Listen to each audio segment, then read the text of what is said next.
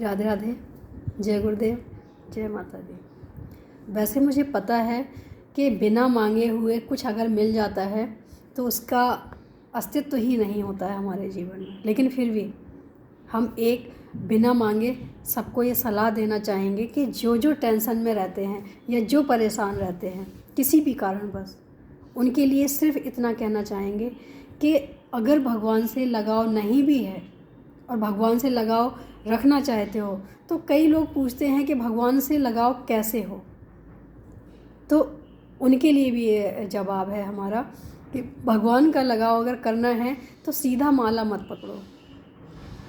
अगर सीधे बैठ के माला जाप करने लग जाओगे तो भगवान में मन नहीं लगेगा। मन किस में लगेगा? उस समय भी आप चिंताग्रस्त होंगे और हमारा कहीं ना कहीं मन विचलित भी होगा, तो हमारा मन भगवान में नहीं लग सकता है।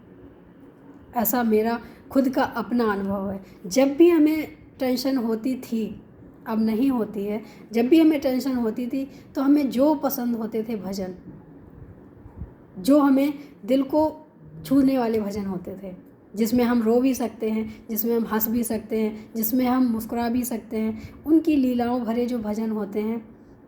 और हम सलाह देना चाहेंगे जो हमारे माननीय, आदरणीय, पूजनीय विनोद अग्रवाल जी के भजन है ना, एक बार अगर उनके भजन सुन लिए, वो भी दिल से सुन लिए, तो मुझे लगता है कि जीवन में आधा दुख दूर वैसे ही हो जाएगा।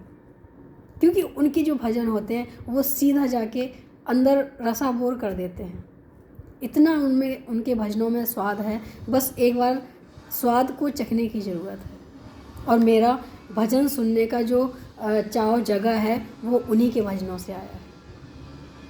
जब हमने उनका पहला भजन सुना, और मुझे ये भी नहीं पता था कि ये कौन है, क्योंकि वो ऑडियो भजन था, उसमें कोई वीडियो नहीं था, उसमें कोई लिंक नहीं था कि कहाँ से आया, कैसे आया। और हमारे दिल में एक ऐसा इच्छा जागृत हुई कि ये कौन है। सिर्फ एक भजन सुना था गोपी विरह का, और मुझे लगा कि जैसे किसी ने जलते हुए चिंगारी में विस्फोट कर दिया हो।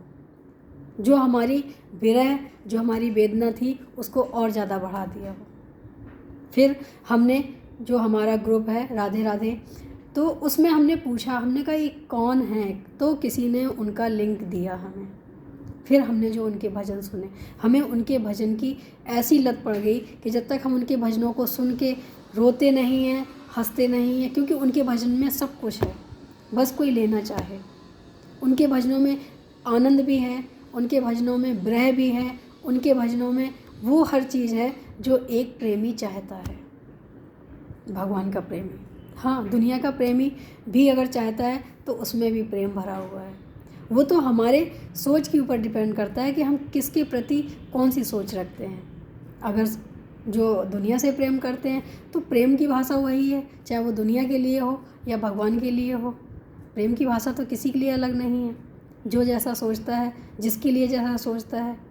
तो ऐसा होता है कई बारी, पहले हमें जब भजनों का आनंद आने लग गया तो हमें फिर ये जो फिल्मी गाने हैं वो हमें बहुत ही बेकार लगने लग गए थे। लेकिन फिर हमने उनको सोचा और उनको समझा कि फ़र्क क्या है। जो गाने के बोल हैं, जो भजन के बोल हैं, वो सिर्फ इतना ही तो है, ये संसारी है, ये भगवान के लिए हैं। क्यों ना हम संसारी जो गाने होते हैं, जो फिल्मी गाने होते हैं, उनको भी हम भगवान में जोड़ के देखें। और ऐसा हमने किया तो हमारा उन जो फिल्मी गाने हैं उनमें भी हमें वो भाव दिखने लग गया, और उन गानों में भी हमें भजन का दर्शन होने लग गया। क्योंकि जो प्रेम होता है, प्रेम तो सबके लिए एक है, सबके लिए एक जैसा है। तो मुझे लगता है कि जब भी हम परेशान होते हैं, जब भी हम दुखी होते थे, तो हमारा एक ही सबसे बड़ा मंत्र होता था कि भजनों को चलाया, और इतनी तेज़ आवाज़ में चलाया कि हमें कहीं पे भी कुछ भी सुनाई ना दे सिवाय भजन के। और फिर अगर वो भजन विरह वाला है तो बैठ के सुना करते थे, उसमें आंसू भी आते थे, उसमें भाव भी आते थे।